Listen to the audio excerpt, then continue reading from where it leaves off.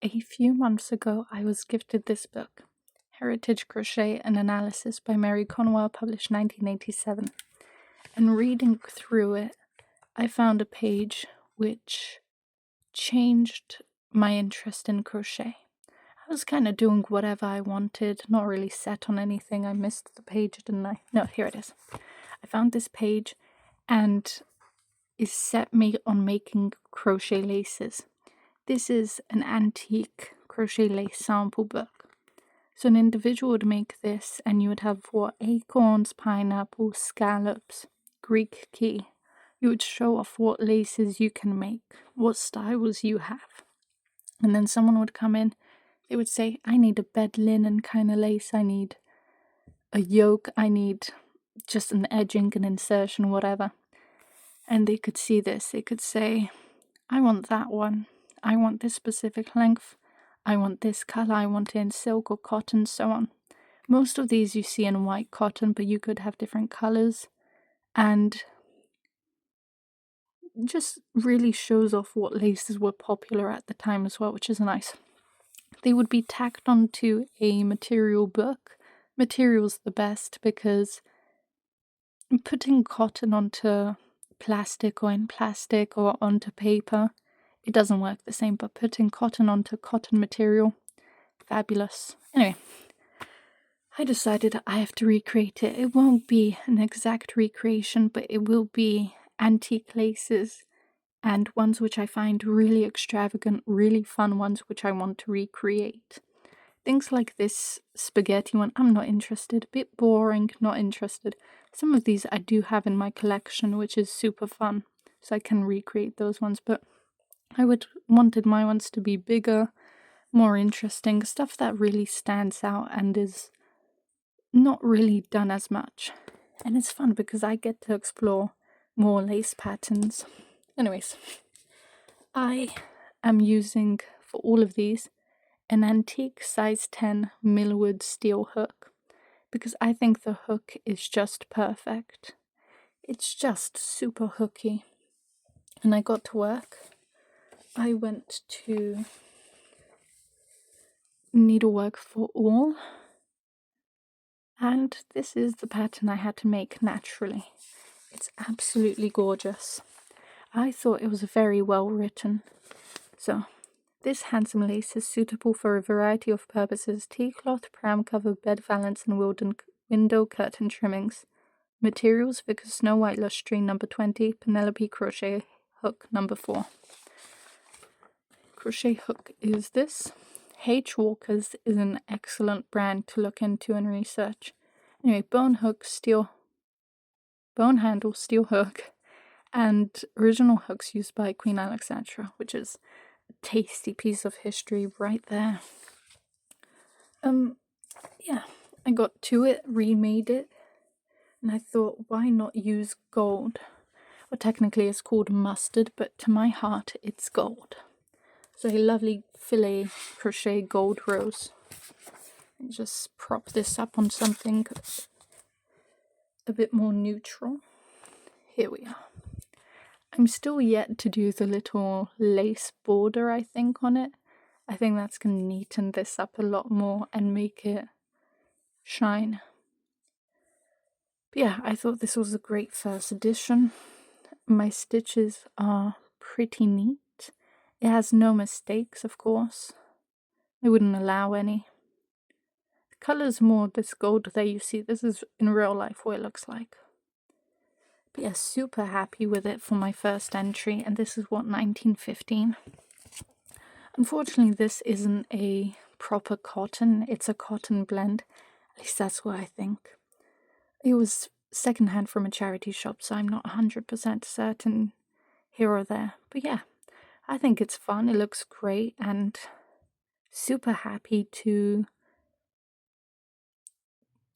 I need to create the material book, you know?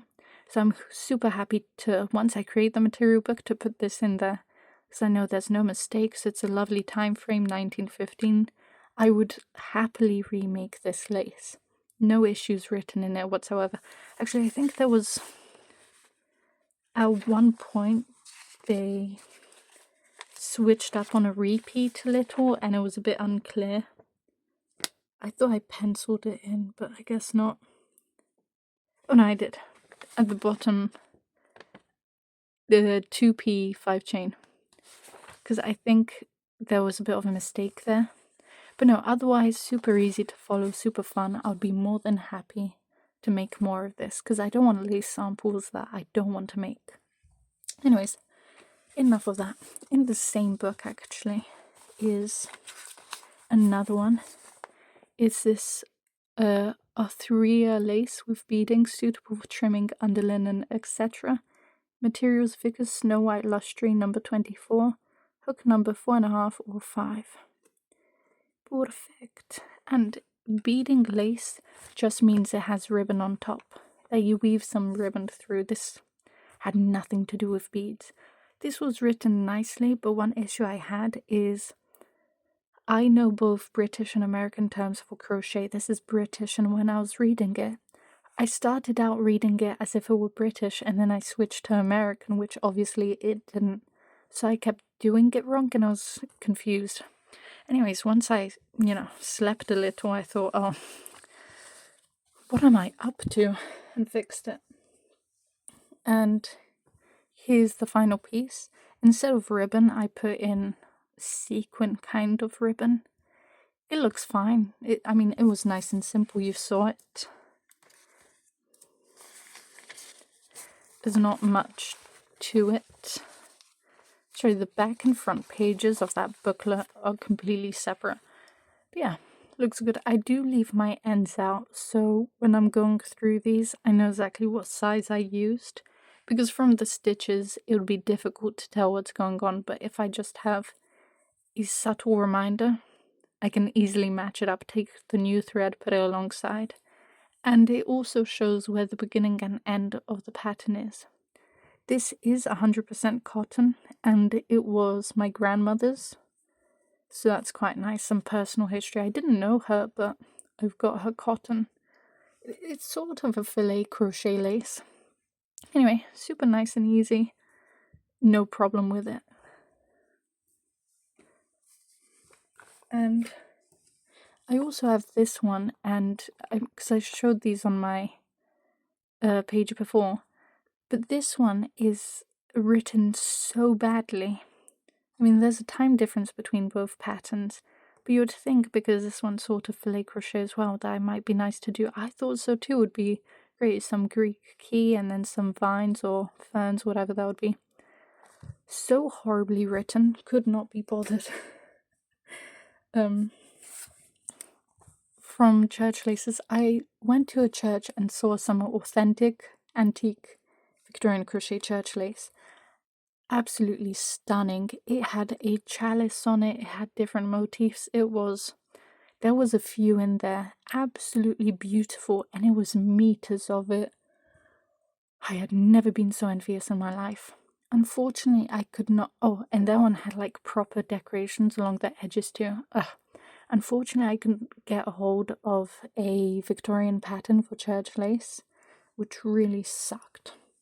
So I have this 1937 one, and I recreated this one. It was nicely written, no issues. But again, 1937, not antique, which I'm not the most pleased about.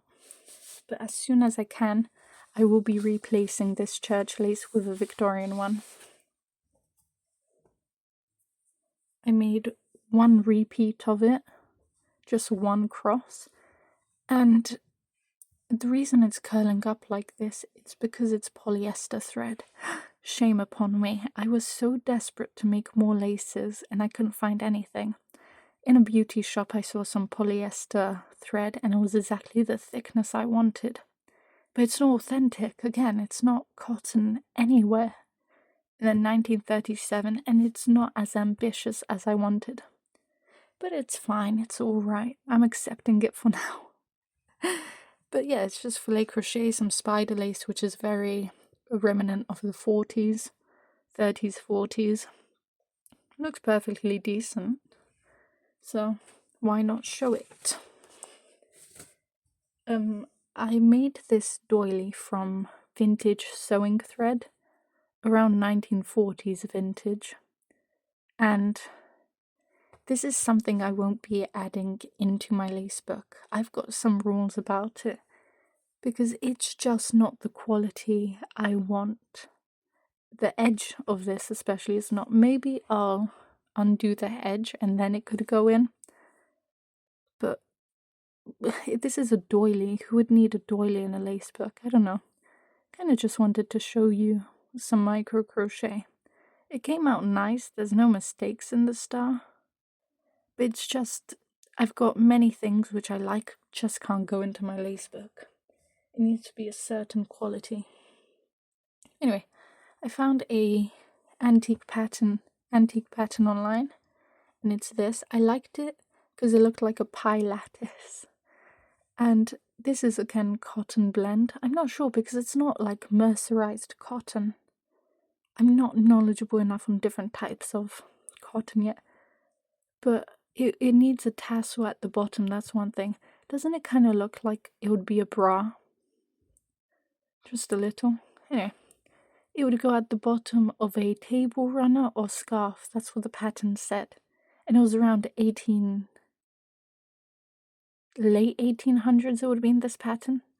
But it looks great. I'm very happy with this. I would love to recreate it in more threads because it's just very fun to make. And the way you would make it is you work some of this top here and then you work these. Then at the last rows here, second last one, those rows here, you would work just chains and trebles back. So you would be left with this, right? Then you would continue working. You're back down here, you work some of this, you work these. Then you get to your last, you work those chains down. I'm not the best at explaining this. Anyway, you work some noodles when you're doing that side, you work noodles that side. Then on your last row is you join the noodles into your last row. I thought it was really fun. It was not complicated to recreate, but I bet someone making this had to be really skilled. Well, of course they had to. But yeah, this is definitely going into my lace book. Sorry, my knees are cracking.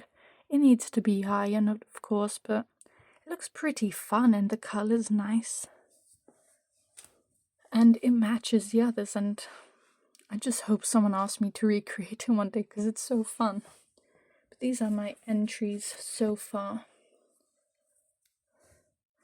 And I'd love to make some more experimental laces, anything from my Victorian crochet book, any more antique laces. I just want a whole book of this. But I do think it's fun how different they are from the original lace book. Like how big they are as well. They can take up an entire page. I will have to recreate some of these, of course, but I'm super pleased because these stand out quite a bit. Oh, anyways, I'm looking forward to making a new entry in my lace book as it's been a minute.